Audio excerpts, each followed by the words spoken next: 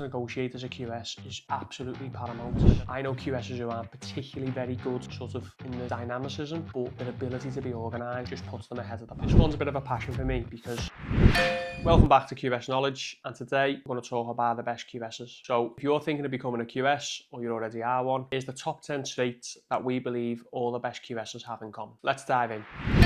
Attention to detail. QSs live and die by attention to detail. Whether it's picking up something on a drawing, something in a contract, something on a procurement schedule, knowing tiny intricacies is where we believe best value comes from. And knowing everything that you're doing day to day and really double checking, going back through your work, that's where a lot of savings and errors can be picked up and where you can really drive value in a project.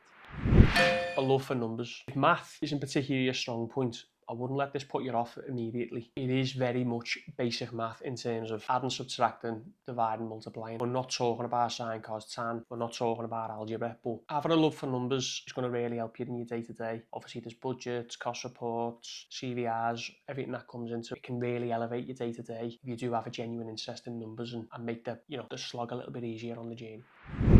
Problem solving. This one's a bit of a passion for me because I do believe the best QSs are the best problem solvers. I've said it in previous videos, when you've got a problem at 9 o'clock in the morning on a Tuesday and you've had it fixed by 9 o'clock in the morning on the Wednesday with a different subcontractor or a different strategy, whatever it may be, the best QSs are constantly solving problems, really micro problems, making quick decisions, really driving a project forward where it probably goes unnoticed a lot of the time, but it's really a big plus for the best QSs.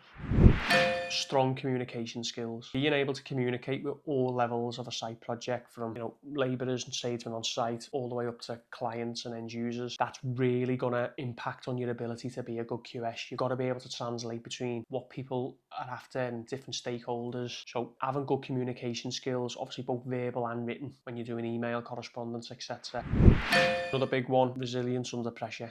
Jobs typically have to be early stages, when you're in the ground, the steel's going up, or your block work, whatever, pressure's not really on. But once you start getting weather tight and all your procurement's got to be done, and it's about now considering getting the project over the line, the pressures really do start to mount. The issues are coming from all angles, internally with the team and externally, and being able to just keep calm in them moments and working through your tasks, staying on top, can really help you.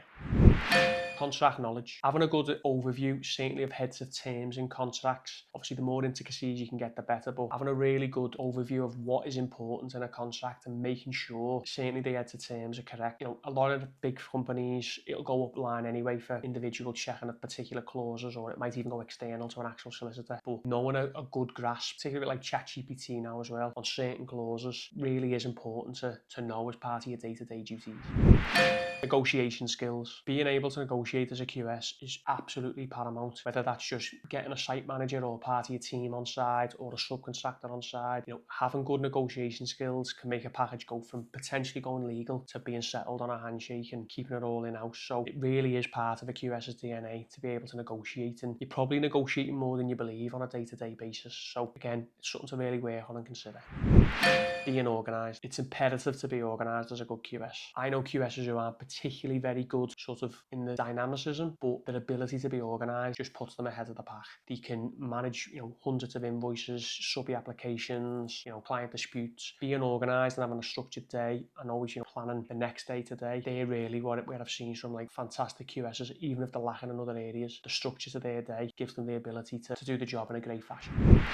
Tech savvy. Not only have you got to embrace it, you should embrace it. Now with Office 365, Xero, even things like Trello, ClickUp, project management softwares, it can really help plan your day-to-day work. It's there to help you. Some of it now, obviously it's backed by billions, so really well invested, and it's just got to be part of your tech stack and work. And tech can really help you in your day-to-day work, and it's just so important that you always stay ahead of the curve as ChatGPT is coming out and everything that comes with that. It's important you don't rest on your laurels and you keep improving as different technology comes out.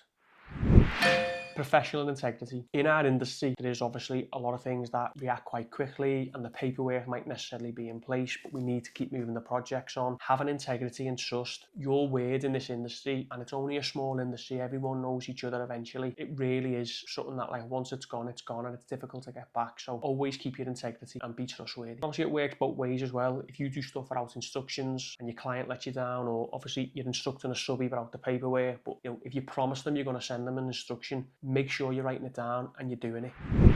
Thanks for watching. I've linked our business plan below, which can help you if you're planning to start a business or if you just want to read it to see where you can improve in your job. There's lots of things in there that can help. There are top traits that QSs have in common. Let's see how much of those are shown in this video here, where we react to the grand designs.